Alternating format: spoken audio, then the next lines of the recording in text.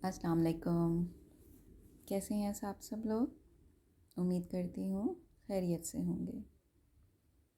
ईद आई और चली भी गई। आज काफ़ी अरसे बाद मैं आपको फिर कुछ अच्छा सा सुनाने के लिए आई हूँ।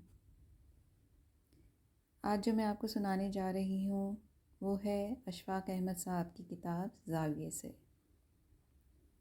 उन्वान है महबूब कौन।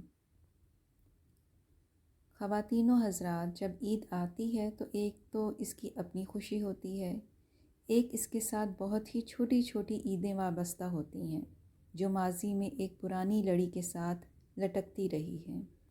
एक ज़माना होता है या एक ज़माना था जब हम अपने बाप की उंगली पकड़कर ईद पढ़ने जाते थे। फिर ये वक्त आया कि हम उंगली छुड़वा के बिल्कुल आज़ाद होकर नौजवान लड़कों की तरह अकेले अकेले ईद पढ़ने जाने लगे अपने दोस्तों के साथ। फिर ये वक्त आया कि अपने बच्चों की उंगली पकड़ के बहुत सारी ईदें हुईं। फिर ये वक्त आया कि अपने बच्चों के बच्चों को साथ ले जाकर और उन्होंने पीछे मुड़ मुड़ कर अपने बापों से ये कहकर कि दादा बहुत पीछे रह गया, आहिस्ता चलो। फिर भी हम ईदें पढ़ने गए। इस ईद के रिश्ते से मुझे बहुत पुरानी बात याद आई। आज से ठीक 22 बरस पहले मैं अपनी मस्जिद की चार दीवारी से ईद पढ़ के निकल रहा था और हम लोगों से मिल रहे थे। जब आप ईद की नमाज़ पढ़ चुकते हैं तो फिर आप अपने दोस्तों, साथियों, अजीज़ों और दूसरे नमाजियों से गले मिलते हैं और एक ख़ास अंदाज़ का मुआनका करते हैं। एक दफ़ा सर इधर एक दफ़ा उधर करते हैं। तो ये करते कराते जब हम बाहर निकले, बहुत सारे पुराने दोस्त मिले। तो मुझे अचानक ख़याल आया कि ये हम अपने दोस्तों को तो मिलते हैं जिनको जानते हैं और जो इस मस्जिद में इकट्ठे होते हैं, लेकिन कुछ लोग ऐसे भी होते हैं जो बज़ाहिर हमारे दोस्त नहीं होते, लेकिन इनका हमारी ज़ात के ऊपर किसी न किसी हवाले से एहसान ज़रूर होता है।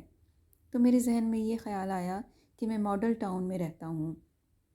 इस इलाके का जो थानेदार है, जो रात को सीटी बजाने वाले सिपाही भेजता है, जो बाईसाइकिल पर गश्त करते हैं, वो कौन है?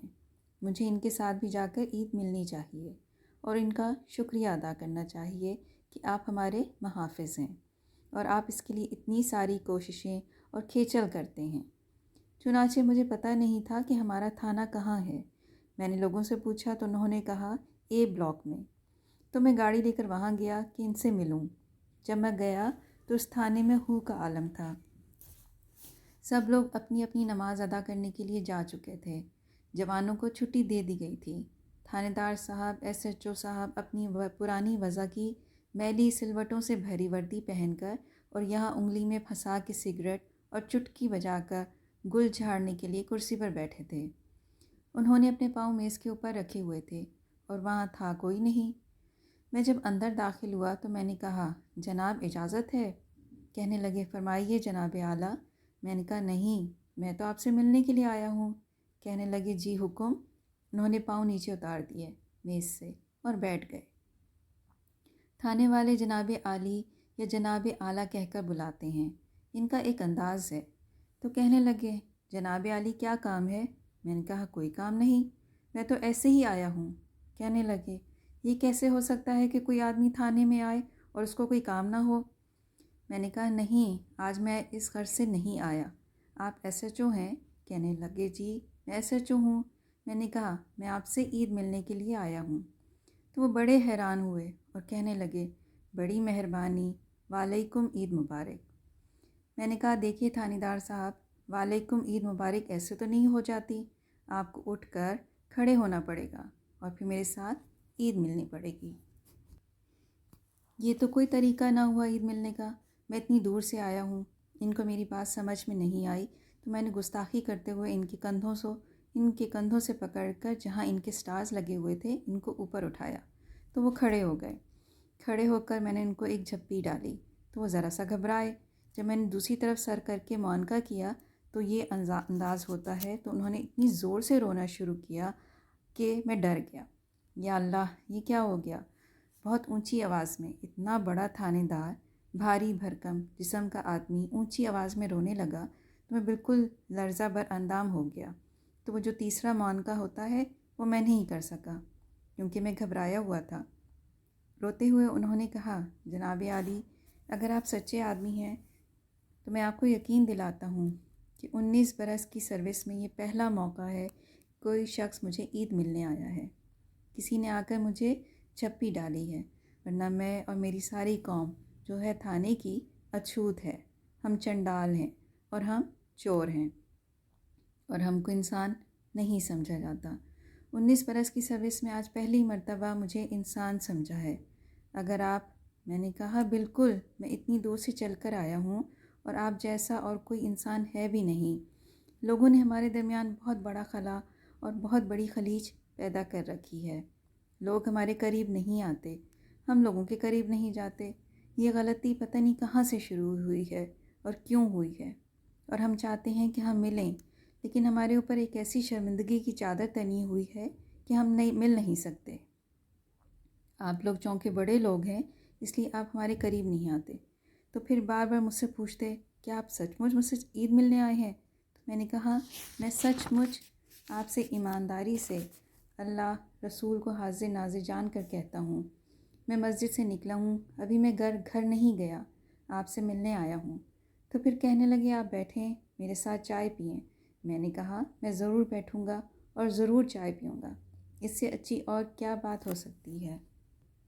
جب میں ان سے مل کر چلا تو میرے دل میں خیال آیا گھر جاتے جاتے کہ یہ محبت کی وہ کمی ہے جس کی آمد و رفت ہمارے درمیان میں رک چکی ہے، اور ہم ایک دوسرے کو جانتے نہیں ہیں اور ایک دوسرے کو پہچانتے نہیں ہیں، اور اس میں بہت بڑی اونچی دیواریں ہیں جو ہمارے درمیان کھڑی کر دی گئی ہیں۔ تو میں نے یہ ارادہ کیا کہ میں اپنے ادیب دوستوں کو، صحافیوں کو اور دانشوروں کو بلا کے اور تھانے کے ان لوگوں کو جو پولیس کے محکمے میں سے تعلق رکھتے ہیں ملاؤں گا اور ان کی آپس میں گفتگو کرواؤں گا، تاکہ ان میں باہمی ربط پیدا ہو اور وہ ایک دوسرے کو پہچان لیں۔ تو اس کا انتظام کیا گیا۔ ہمارے ہاں لاہور میں ایک جگہ ہے الفلاح، ہمارا ایک دفتر تھا نیشنل ریکنسٹرکشن کا، تو وہاں ایک ہال تھا، اس میں بندوبست کیا۔ تو پولیس والے بہت خوش ہوئے، وہ اپنی نئی نئی وردیاں اچھی کلف لگی ہوئی، استری کی ہوئی، اچھے بوٹ چمکا کے آ گئے۔ ان میں D I G, S S P, inspector, S H O, اور جو ہال تھا وہ بہت بھر گیا تھا۔ پھر الگ کرسیاں بھی تھیں، اور ہم لوگ جو تھے ہمارے ساتھی دانشور، ادیب، صحافی، وہ بھی موجود تھے۔ یہ ہمارے درمیان بڑا خلا ہے اور بہت بڑی خلیج ہے، اس کو پر کرنا چاہیے اور اس کو برج اوور کرنا چاہیے۔ تو میں نے ان کو زحمت دی ہے، آئیں آپ بھی کچھ بات کریں، یہ بھی کریں۔ اچھی ہے یہ ابتدا، جس طرح دنیا کے دوسرے ممالک میں، خاص طور پر انگلستان میں، جو بابی محبت کی نظروں سے دیکھتا ہے، بابی جو سپاہی ہوتا ہے، اس کا بچوں نے پیار سے نام بابی رکھا ہوا ہے، اور جتنے بچے اسکول جاتے ہیں اور راستے میں کوشش کرتے ہیں کہ بابی ان کو ملے جو ٹریفک کنٹرول کر رہا ہوتا ہے، وہ اسے ہاتھ ملا کر جائیں۔ بابی کی بھی یہ خواہش ہوتی ہے کہ اسکول جاتے بچوں کو ساتھ چمٹا کے تھپکی دے، اگر اس کی جیب میں کوئی میٹھی گولی، لیمن ڈراپ ہو تو وہ رکھتا ہے جیب میں، وہ ان کو ضرور دیتا ہے۔ ان کے درمیان محبت کا بہت گہرا رشتہ ہوتا ہے۔ ایسے ہی لوگ ہیں جو راستہ پوچھنے والے، کوئی بھی آپ کو مشکل ہو تو آپ اپنے بابی سے پوچھتے ہیں کہ مجھے کہاں جانا ہے۔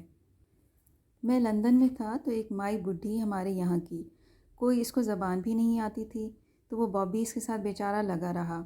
اب وہ بول رہی تھی پنجابی، وہ انگریزی، اب باہمی گفتگو جاری تھی۔ وہ ایک ہی بات کہہ رہی تھی کہ برہمی گاؤں میں جانا ہے، برہمی گاؤں جانا ہے۔ وہ سمجھتا نہیں تھا۔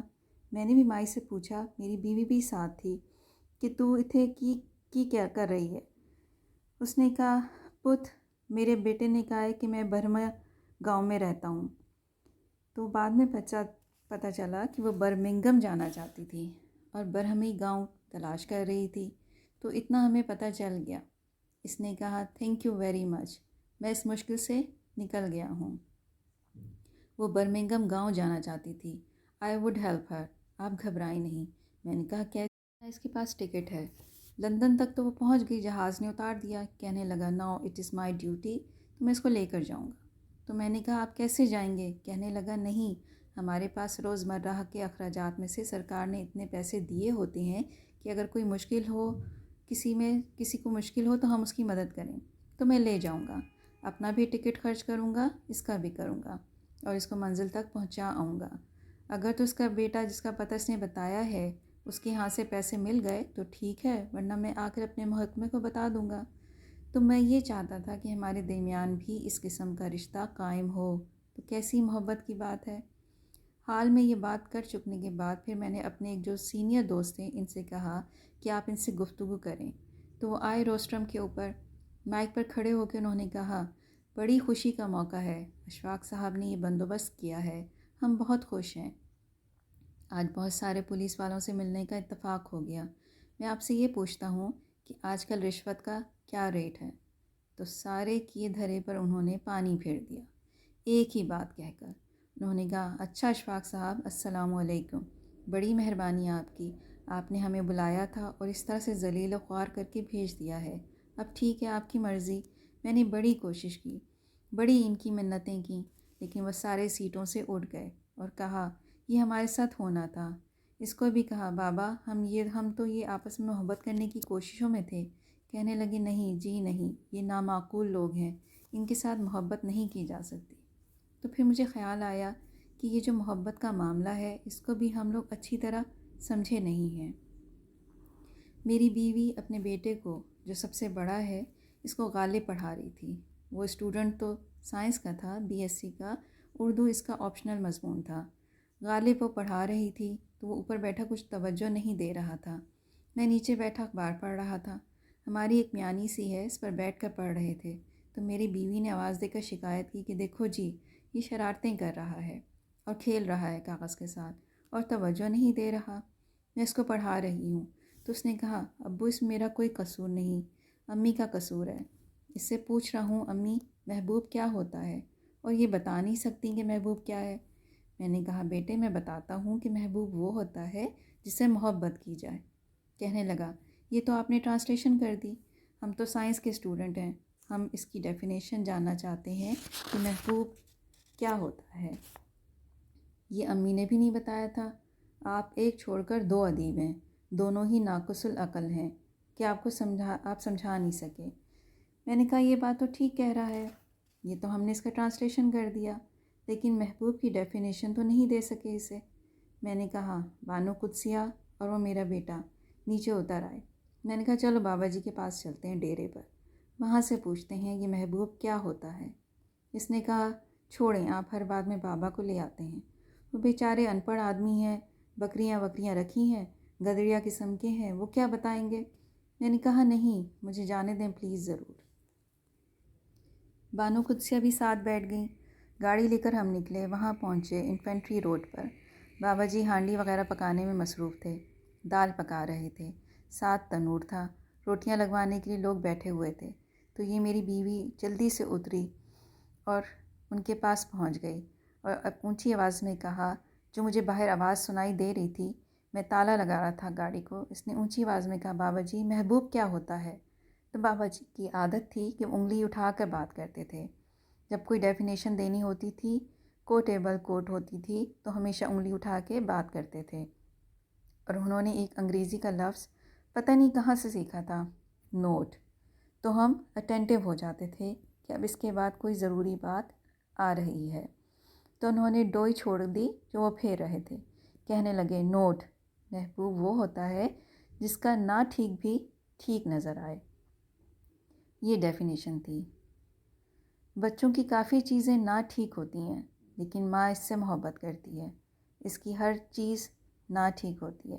محبوب وہ ہوتا ہے جس کی نہ ٹھیک کا پتہ ہوتا ہے کہ نہ ٹھیک ہے لیکن ٹھیک نظر آتا ہے۔ میں نے کہا، آ جاؤ بھائی۔ تو ہم یہ جو پڑیا تھی ساتھ لے کر آئے۔ میرے ذہن پر اس کا اثر تھا، جب میں نماز عید پڑھنے گیا تھانے دار صاحب سے ملنے، تو میں نے یہ سوچا کہ باوجود اس کے کہ بہت سے لوگ یہ سمجھتے ہیں کہ نہ ٹھیک آدمی ہے، لیکن اب اگر کوئی ہم کو محبت کی پڑیا دینا چاہ رہا ہے تو ان کو نہ ٹھیک والوں کو ٹھیک سمجھ کر ہی اپروچ کیا جا سکتا ہے۔ تو بڑی کوششیں کیں، لیکن ابتدا میں ایسا نہ ہو سکا۔ پھر مجھے آہستہ آہستہ پتہ لگنے لگا کہ یہ طبقہ اپنے طور پر بڑا مظلوم ہے۔ میں ان سے ملتا رہا، اپنے اس دوست سے جسے نئی نئی دوستی پیدا کی تھی۔ تو میں نے کہا، میں آپ کی کیا خدمت کر سکتا ہوں؟ تو مجھے کہنے لگے، اگر آپ کو کبھی موقع ملے تو ایک دستہ کاغذوں کا تھانے میں دے دیں۔ وہ دستہ کاغذوں کا 12 آنے کا آتا تھا اور 2 پینسلیں جس کے پیچھے ربڑ لگا ہوا ہو۔ تو میں نے کہا آپ کو اسٹیشنری نہیں ملتی سرکار کی طرف سے؟ کہنے لگے ملتی ہے، سارے تھانے کی 11 روپے مہینے کی اسٹیشنری ہوتی ہے، لکھنے کا بے شمار کاغذ چاہیے ہوتا ہے۔ تو میں نے خود اپنے دوستوں سے کہہ کے ان کو توفتاً اسٹیشنری جتنی بھی ہم مہیا کر سکتے تھے انہیں دیتے رہے اور وہ خوش ہوتے رہے۔ پھر میں سوچتا تھا ان کو بابی میں کیسے منتقل کیا جا سکتا ہے۔ یہ تو بڑی بہت مشکل بات ہے کہ ہم نے پورا تعلق ہی ان سے توڑا ہوا ہے، انہوں نے ہم سے توڑا ہوا ہے، کسی وجہ سے ٹوٹ گیا تو اب استوار ہو نہیں سکتا۔ پھر میں نے دیکھا میرا دفتر مال روڈ پر تھا، یہاں میر پل پر، وہاں سپاہی سڑک کے کنارے دونوں طرف کھڑے تھے، اور کسی سربراہ مملکت کو ایئرپورٹ جانا ہوتا تھا، وہ گورنر ہاؤس سے نکلتا تھا، ایئرپورٹ جاتا تھا، اور گرمی میں دھوپ میں بری حالت میں کھڑے وہ بیچارے سپاہی نہ جانے کتنی دیر تک کھڑے رہتے تھے۔ ایک دن ایسا ہوا کہ وہ صبح 10 بج کے کھڑے شام کے 3 بج گئے۔ میں 2-3 دفعہ دفتر سے نکلا، میں نے دیکھا تو ان سے پوچھا گزرا نہیں صاحب ایئرپورٹ کو جانے کے لیے؟ انہوں نے کہا جی وہ نکلے تھے گورنر ہاؤس سے، پھر ان کو کچھ کام پڑ گیا اور پھر وہ واپس چلے گئے۔ وہاں کوئی پیغام آ گیا تھا، وہ وہاں پر بیٹھے ہیں، میٹنگ ہو رہی ہے۔ تو میں نے کہا آپ یہاں کھڑے ہیں، بہت زیادہ گرمی ہے، آپ کیسے کھڑے ہیں؟ کہنے لگے ہم ہل نہیں سکتے۔ میں نے کہا آپ نے پانی پیا ہے؟ کہنے لگے نہیں جی، ہمارا کوئی ایسا بندوبست نہیں ہے۔ میں اپنے دفتر گیا تو ہمارے پاس فضول پرانی بالٹیاں گندی قسم کی تھیں، ان میں پانی جو گھڑے کا تھا ٹھنڈا بھی نہیں کر سکے، کوئی ایسا انتظام تھا ہی نہیں۔ ڈال کے 2 گندے مندے گلاس لے کر آیا، ان کو پانی پلایا تو بیچارے بڑے شکر گزار ہوئے۔ وہ مجھے بہت اچھا اور نیک آدمی سمجھنے لگے کہ لاہور میں ایک اچھا آدمی ہے، ورنہ ان کو پانی کون پلاتا۔ جب شام ہمارا دفتر بند ہوا اور ہمارے سربراہ مملکت چلے گئے تو پھر وہ آہستہ آہستہ اپنی اس جگہ سے ہلتے ہوئے واپس جانے لگے۔ تو میں جا رہا تھا گھر کو، جب میں نے ان کو دیکھا تو پوچھا آپ کے جانے کا کوئی بندوبست ہے؟ تو انہوں نے کہا ہمارے ہاں یہ رواج نہیں ہے، صبح ہم کو پھینک جاتے ہیں یہاں پر، ہم ظلم کر کے ڈنڈا دکھا کے کسی کو روک لیتے ہیں کہ ہمیں سڑک پر یہاں اتار دو، ہماری یہاں ڈیوٹی ہے، شام کو واپس جاتے وقت کوئی ہمارا انتظام نہیں ہے۔ تو پھر میں نے گاڑی روکی اور کیریئر اور انہیں کہا کہ بیٹھیں۔ اب وہ 25-30 سپاہی، اور آپ نے اگر چھوٹی کیریئر گاڑی چلائی ہو اور اس میں پیچھے اتنا لوڈ ہو اور آپ مڑیں تو ایک دفعہ تو آپ گرتے گرتے بچیں۔ وہ کہنے لگے اگر آپ ہم پر مہربانی کرنا چاہتے ہیں تو آپ چیئرنگ کراس تک پہنچا دیں، وہاں سے ہم کوئی بندوبست کر لیں گے۔ تو انہیں لے کر وہاں گیا۔ یہ بات جو تھی میرے لیے بڑی تکلیف دہ جب بھی تھی اور اب بھی ہے، اور میری آرزو جب بھی تھی اور اب بھی ہے کہ ان کو میں بابی سے بھی بہتر روپ میں دیکھوں اور ہمارے اور ان کے درمیان ایک محبت کا رشتہ قائم ہو۔ یہ نہ ہو سکا، لیکن یہ آرزو میرے اپنے طور پر پروان چڑھتی رہی۔ تو پھر ایک آئی جی آئے، بہت ادیب نواز تھے، چودھری سردار محمد ان کا نام تھا۔ ان سے جب بات ہوئی تو انہوں نے کہا جی بسم اللہ آپ آئیں اور ان کو ایڈریس کریں اور ملیں، کچھ اور ادیبوں کو بھی ساتھ لے کر گیا۔ ان کے ساتھ بات چیت ہم نے شروع کی تو ان کو پہلی دفعہ احساس ہوا کہ یہ عطاء الحق قاسمی ہیں، یہ امجد اسلام امجد ہیں، یہ اصغر ندیم صاحب ہیں۔ بڑا حوصلہ ہوا ان کو، اور یہ ہماری عزت افزائی کے لیے آئے ہیں۔ تو انہوں نے ہمیں دعوت دی کہ گجرانوالہ آ کے ہم سے بات کریں۔ گجرانوالہ جا کے ان سے گفتگو ہوئی، وہ اتنے خوش ہوئے، اتنے متاثر ہوئے۔ وہاں پر ایک حملہ کر دیا تھا ڈاکوؤں نے، اوجلا کلاں ایک جگہ تھی جہاں پر ان کی جگہ ہے، وہاں پر مقابلہ ہوا تھا اور 8 پولیس آفیسر جو تھے وہ شہید ہوئے۔ انہوں نے کہا کوئی بات نہیں، ہم تیار ہیں اگر ہمیں عزت کی دولت ملتی ہے۔ تو خواتین و حضرات، ہم نے اس پر کبھی غور نہیں کیا کہ لوگوں کو پیسے کی، روپے کی اتنی ضرورت نہیں ہوتی جتنی احترام کی، عزت نفس کی، توقیر ذات کی ہوتی ہے، اور ہمارے ملک میں بدقسمتی سے اس کا رواج بڑا کم ہے، اور ہم نے کبھی اس بات کی طرف توجہ نہیں دی۔ آپ حیران ہو کے سوچتے ہوں گے کہ وہ لوگ جو پیسہ کماتے ہیں، چراتے ہیں، رشوت لیتے ہیں، اور ہم نے ان کو انٹرویو کر کے پوچھا ہے کہ آپ کیوں رشوت لیتے ہیں، کیا وجہ ہے کہ آپ ایسے قبیح فعل میں داخل ہوتے ہیں؟ تو وہ یہ کہتے ہیں ہم بہت سارا روپیہ اکٹھا کر کے اس سے عزت خریدتے ہیں۔ پیسہ زیادہ ہوگا تو دیکھیں نا، پھر آپ ان کو سلام کریں گے۔ وہ عزت خریدتے ہیں ناجائز طریقے سے، اور جب خرید چکتے ہیں تو پھر معتبر بنتے ہیں۔ بڑی کار میں بیٹھتے ہیں، ہاتھ میں ٹیلی فون اٹھاتے ہیں، دوسرے میں کلاشنکوف ہوتی ہے، اور آپ کہتے ہیں سلام چودھری صاحب۔ اگر یہ سب کچھ کیے بغیر صاحبان عزت کو عزت عطا کی جائے، یا جو آدمی جس مقام پر ہے اس کو عزت عطا کر کے اتنا زج کر دیا جائے، زج میں کہہ رہا ہوں کہ وہ کوئی بد فعل کر ہی نہیں سکتا، کہ میں ایک صاحب عزت آدمی ہوں، تو ترقی یافتہ معاشروں نے اسی ٹرک کو اپنایا ہے کہ انہوں نے لوگوں کی وہ ڈیو عزت عطا کر دی ہے، اور وہ لوگ اپنی عزت کی تلوار اپنے پہلو کے ساتھ لٹکا کر کوئی ایسا فعل نہیں کر سکتے جو ان کو تذلیل کی طرف، بے عزتی کی طرف مائل کرے۔ وہ کہتے ہیں ہم عزت دار آدمی ہیں، ہم ایسا نہیں کر سکتے۔ جس طرح میں پچھلی مرتبہ عرض کر رہا تھا کہ جب آپ روزہ رکھتے ہیں تو آپ روزے داروں میں شامل ہو جاتے ہیں، ایک خاص قسم کی عزت اپنی نگاہوں میں ہوتی ہے۔ پھر چاہے آپ کہیں بھی ہوں، غسل خانے میں ہوں، بند کوٹھوں میں ہوں، چھپے ہوئے ہوں، پانی چوری نہیں پیتے، کوئی چیز نہیں کھاتے، کوئی آپ کے اوپر سپاہی نہیں ہوتا، تھانے دار نہیں ہوتا، کوئی اس کی قدغن نہیں ہوتی کہ جو بندہ ہے اس کے اوپر نگاہ رکھی جائے۔ ہم یہ کہتے ہیں کہ ہماری حکومتیں جو ہیں ان کی طرف زیادہ توجہ نہیں دینی چاہیے۔ میں یہ سمجھتا ہوں حکومتیں تو بڑی بے معنی اور لا یعنی سی چیزیں ہوتی ہیں۔ ایک دوسرے کی بیمار پرسی، ایک دوسرے کی مزاج پرسی انسان ہی کرتے ہیں۔ وہی ایک دوسرے کا پالن کر سکتے ہیں، وہی ایک دوسرے کو سہارا دے سکتے ہیں، حکومتیں کبھی نہیں دے سکتیں۔ تو میں یہ دیکھ رہا ہوں کہ ہمارے ہاں یہ چیز بتدریج کم ہو رہی ہے، اور ہمیں ایسے مراکز کی اور ایسے ڈیروں کی ضرورت ہے جہاں چاہے ہمیں تعلیم نہ ملے، جہاں چاہے ہم کو گرامر نہ سکھائی جائے، جہاں چاہے ہم کو درس نہ ملے، لیکن لوگوں کی تکریم ضرور ہو، اور یہ نہ کہا جائے کہ یہ صاحب علم نہیں ہے اس لیے ہم عزت نہیں کرتے۔ ہم یہ کہیں گے چونکہ یہ انسان ہے اور یہ حضرت آدم کی اولاد ہے، اس لیے ہم اس کی عزت ضرور کریں گے۔